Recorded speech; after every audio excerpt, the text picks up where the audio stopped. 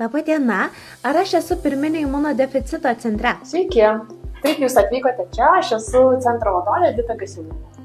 Gal galit pasakyti, koks pagrindinis jūsų centro tikslas? Tai mūsų centro tikslas reiškia yra diagnozuoti pirminių imunodeficitų sergančius pacientus, jiems skirti gydymą ir taip palengvinti jų gyvenimą. Kada centras įkurtas?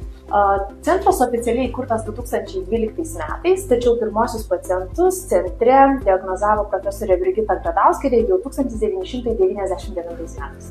Įsimintiniausias atvejis darbe. Pats įsimintiniausias tai turbūt yra pakankamai senai įvykęs, kada pirminių imunodeficitų sergančių pacientų buvo atlikta sėkminga plaučių transplantacija. Kuo svarbi jūsų centro veikla visuomeniai?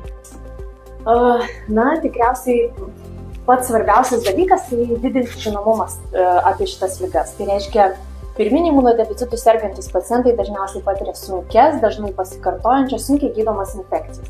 Tai svarbiausia, kad ir gydytojai ir žmonės suprastų, kad arba įtartų, kad serga tuo imunodeficitu ir atvyktų pas mus pasitikrinti. Kokie centro ateities planai? Žinoma, turime ateities planų. Tai didinti tyrimų spektrą, dar labiau didinti žinomumą tarp įvairių medicinos gydytojų, įvairių specialistų, taip pat ir visuomenėje didinti žinomumą apie šias ligas. Ačiū, viso geriausio.